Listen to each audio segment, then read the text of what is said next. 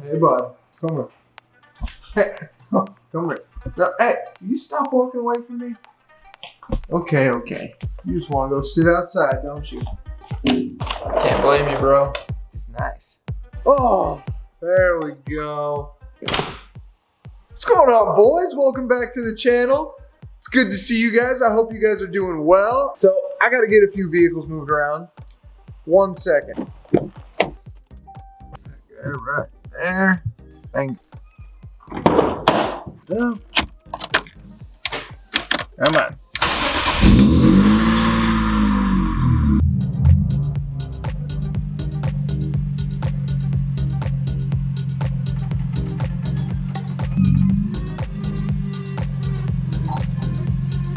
Woo.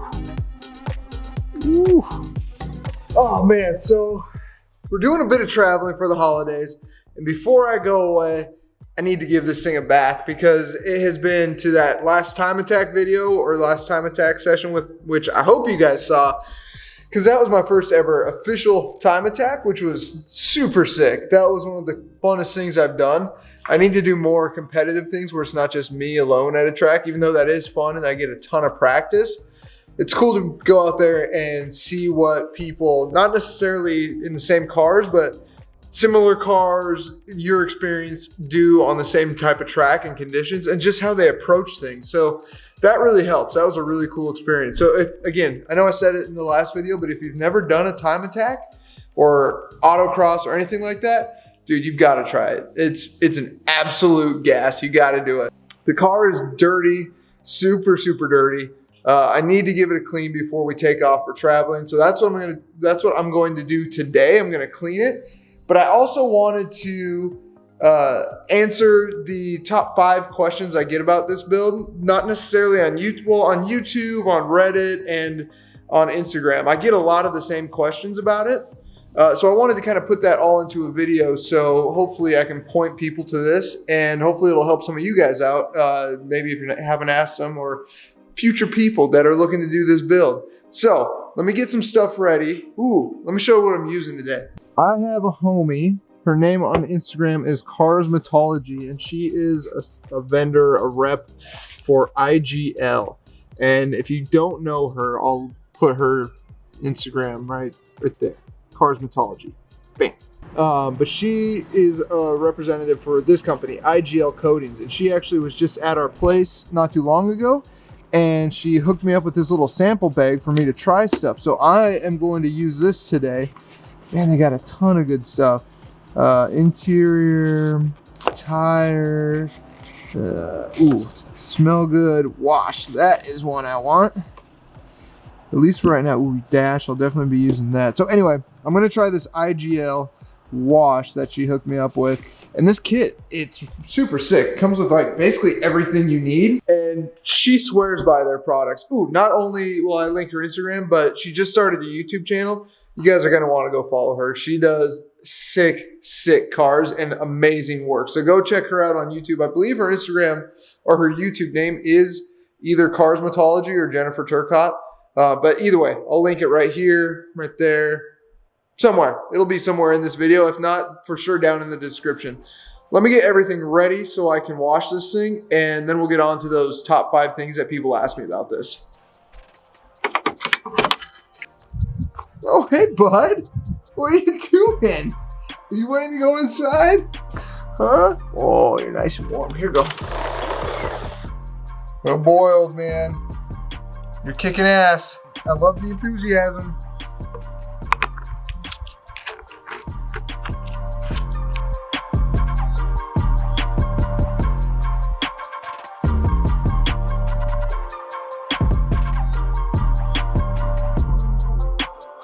So for the questions, we'll start with number 5 because I gotta keep you guys till the end somehow. We'll start with number 5. Now I would say the 5th most common question I get about this car, and this one's kind of funny to me, but is what color it is, and it's Avis Blue.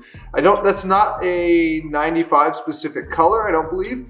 It might be an E36 or that genre color specific. But I did have an E36 M3 that was Interlagos blue. Very similar. This has a little bit more blue to it, where the interlagos seemed to be a little bit more purple. It had a little bit more like maybe flake in it of some sort. But I would say that's the 5th most common question I get, is just what color this thing is, because I mean, you just don't really see them that often. There's the lighter blue, which I can't think of the name off the top of my head, but there's a lighter blue than this. And this one's definitely like darker, kind of a purple tint, but really a darker blue. So I'd say that's number 5.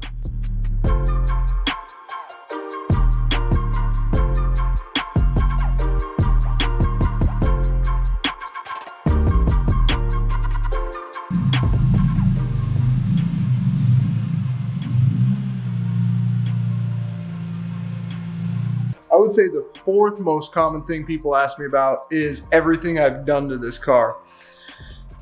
And that, if that is something you're asking, then that is, stick around, subscribe, because that's a video in and of itself. I've done so much to this, from exterior trim pieces, the rear bumper moldings, all the lighting has been converted to Euro lighting. Let's see, wheel studs, new side marker indicators, BMW Motorsport belts with the Recaros. I reupholstered the rear, not door cards, but the rear cards. I got new door panels because mine were awful. I got an OEM wing. I got a new front lip. That's not even talking about the performance stuff. That's, like I said, that's a whole other video. Before the swap, without the S54 swap included, I would say I probably spent upwards of like 11 to 13 grand on parts. And there's a lot of stuff I shouldn't have got, like the A, B, and C pillars. I refreshed those. Well, I got new ones of those. Like, if you're interested in this, subscribe to the channel, because there's a lot of stuff that I did on this that you just don't need to do. Like, for example, these BMW Motorsport door handles. Would I spend 500 bucks on those again? Probably not. Probably not. But that's a whole nother video. So I would say that's probably the 4th most common thing. I mean, coilovers, adjustable rear camber arms, new bushings, got the R-tab, like literally a ton of stuff. So if you're interested in that, subscribe to the channel, but just know a lot of stuff has been done to this. Too much to really put into a list. And to be quite honest, I'm kind of scared to make that video, because I really don't want to know all the money I've spent on this thing. Do any of us though? We're car guys, we don't want to know that stuff.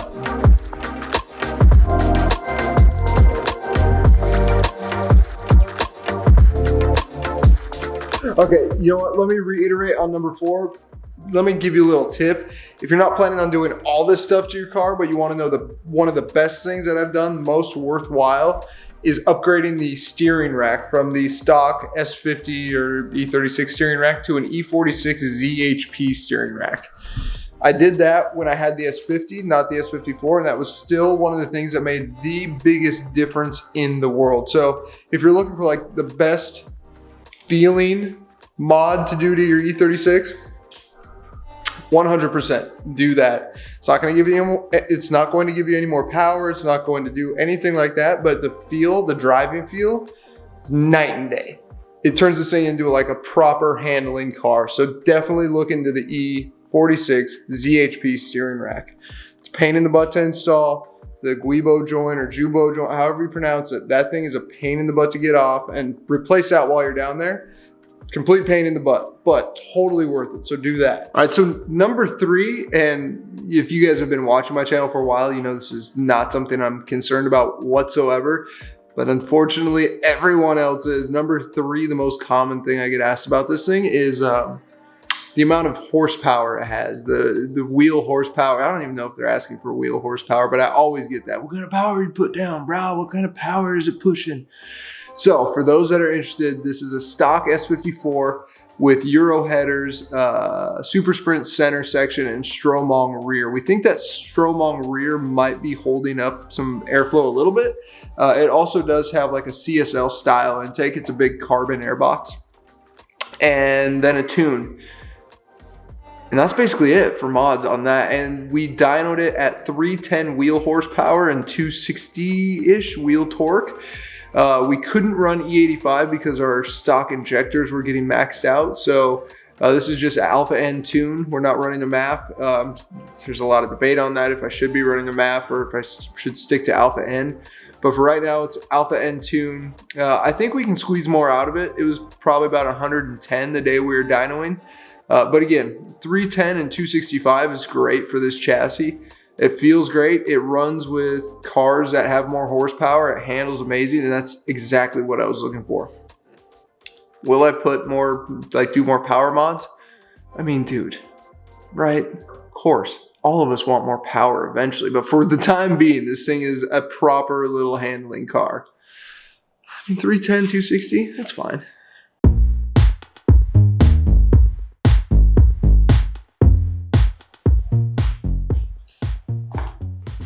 Also, what I'm using now is IGL's Premier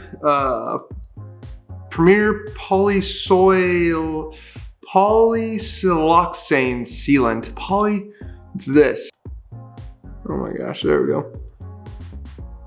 Polysiloxane. But anyway, it looks good. It looks like you're gonna use 2 towels for this, spray on, wipe it off. It's gonna haze a little bit, then another clean towel to wipe it off. So far I like it. It goes on really good.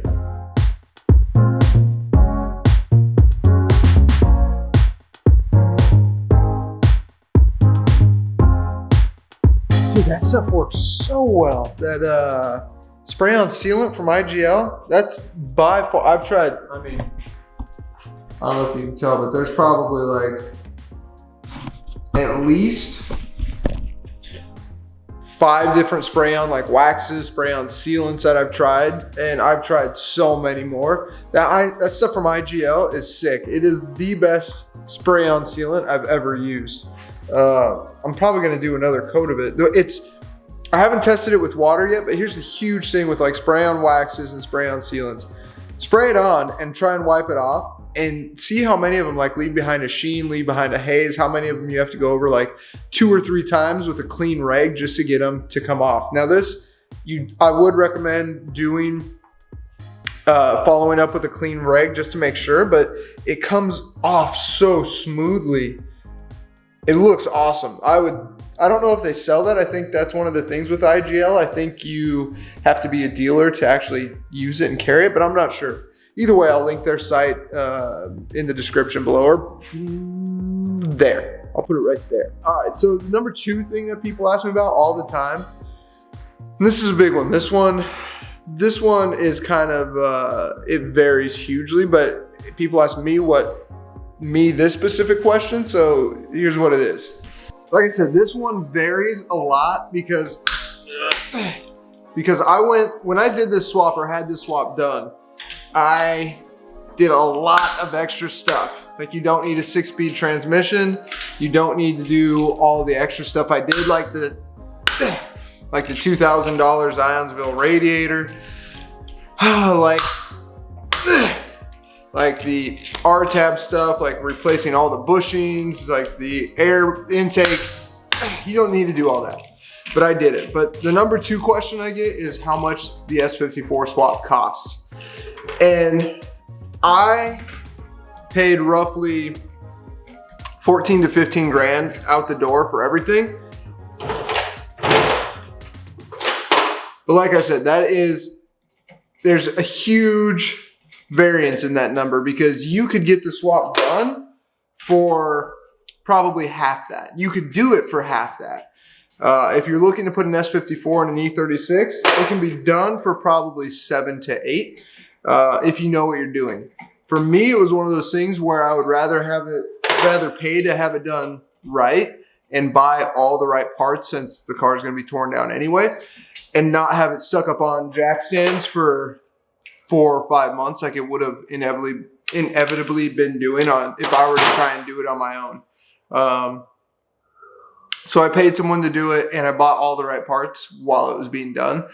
But that, I would say, is probably the number 2 question I get about this build. And again, if you want to see a video on that, let me know in the comments, because I could do an entire video on what I spent extra on and that doesn't need to be done, and how you can kind of do the swap bare bones. So let me know if you're interested in that. Man, I love doing track days, but man, tell you what, jacking this thing up and rotating the tires after every one. I mean, it's good because it'll save the life of my tires, but it's a pain in the butt. But this is convenient because this literally brings me to the #1 question. If I post on Reddit, if I post on IG, anywhere I post about this car, a picture in general, the #1 thing everyone asks, or I will, not everyone, but I will for sure get a question about is what type of rims are those? That's literally the #1 thing people ask me about. And I just have the answer like copied and pasted because it's asked so often. So these are, and a lot of you guys probably know this, these are Apex ARC8s. These ones in particular are 17x9 with an offset of 30, and I have that all the way around. So it's a square setup. I have Michelin PS4s in 245, 40, 17, all the way around. That's why it's a square setup, so that means I can rotate these and be fine. So when I do a rotation, I'll do X patterns, bop, bop, bop. So you know, that one to that side, that one to that side. But that is by far the most common question I get about this car. People, they really do look a lot like E36 ZCP wheels or competition package wheels. I'll post a picture. I used to have an E46 competition pack in Interlagos blue, very similar to this. And the wheels do look very, very similar. So I understand why people are asking, because a lot of people probably think these are competition wheels, and they're not. They're Apex ARC8, and they actually just dropped a line of forged wheels, which I really want, but I just got these. Perfect timing. So if anyone wants to buy these so I can buy the forged wheels, let me know. I mean, those are probably the top 5 things I get asked about the most with this car. If you're interested in any of those other videos that I talked about, drop a comment below. Like I said, I can do a full breakdown on everything I've done on this car, and I can do a full breakdown on costs on a lot of things too. So drop a comment below. Let me know what you thought about this. And yeah, if you're not already subscribed, hit that subscribe button. I got a lot more stuff coming with this car, and I may have a new project car coming. I'm not entirely sure yet. I'm not a huge channel, so doing project car after project car really takes a hit on the old wallet. But we'll see if I can get this car for a good enough deal. If so, I might have something new to come to the channel. So anyway, guys, thanks for watching. It's good to see you guys, and I will see you on the next video. Peace.